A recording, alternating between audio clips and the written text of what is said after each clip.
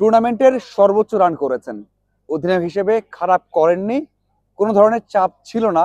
আমরা যেটা দেখেছি, যেটা বুঝেছিলাম, তারপরেও একটা বিবৃতিতে বলা হয়েছে যে এনামুল হক বিজয় চাপে রয়েছেন ক্যাপ্টেন হিসেবে, সেই চাপ থেকে মুক্তি দেওয়ার জন্য যেন আরো ভালো করতে পারেন। একটা ব্যাটসম্যান মাত্র সেঞ্চুরি করেছেন, 57 বলে 100 রান করেছেন, দুর্দান্ত একটা ইনিংস খেলেছেন, অসাধারণ একটা ম্যাচ খেলেছেন, জয়ের কাছে নিয়ে গিয়েছেন।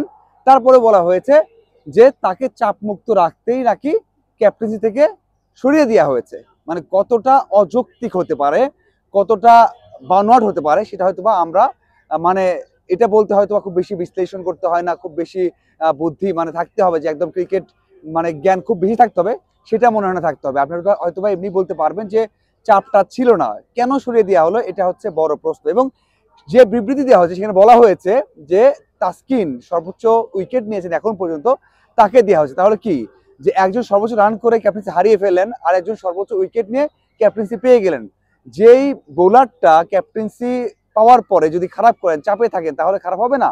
এমনটা হতে পারে না যে মানে ফ্রি খেলছেন, খেলার পরে সর্বোচ্চ উইকেট নিয়েছেন, কিন্তু যখন ক্যাপ্টেন্সি পেয়ে যাবেন, দলকে দেখবেন, তখন তো আবার সে চাপে পড়তে পারে। তাহলে এতে কোন যুক্তিতে একজনকে সর্বোচ্চ রান করার জন্য ছড়িয়ে দেওয়া হলো, আরেকজনকে দেওয়া হলো সেখানে সর্বোচ্চ উইকেট শিকার করেছেন? এখানে কিন্তু আর বুঝতে পারেন যে এখানে আসলে শুধুমাত্র মাঠের খেলা নয়, হয়তো বাইরে কিছু একটা হয়েছে, বাইরে কোনো একটা বড় ঘটনা আছে, সেই জন্যই তাকে ক্যাপ্টেন্সি থেকে সরিয়ে দেওয়া হয়েছে। আমি সরিয়ে দেওয়া হচ্ছে সেটাই বলছি, কারণ যে ব্যাখ্যাটা দেওয়া হচ্ছে সেটা যদি আপনারা দেখেন, তাহলে আপনারা সেটা ক্লিয়ার হয়ে যাবেন। এখন বিষয়টা হচ্ছে কি হয়েছে, এই প্রশ্নটা সবার থাকতে পারে। তবে দেখেন, আমরা যদি শুরু থেকেই দেখি এই দলের সাথে, তাহলে কিন্তু আপনারা ধারণা করতে পারেন বা আমরাও বলতে পারি।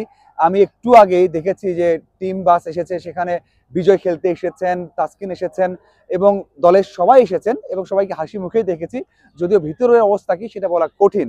এখন আসা যাক, যেটা বলছিলাম, যে আপনি যদি দেখেন শুরু থেকে এই দলটাকে একের পর এক ঘটনা ঘটেছে। প্লেয়ারদের সাথে পেমেন্ট নিয়ে একটা ইস্যু হয়েছে, খেলবেন না আন্দোলন হয়েছে।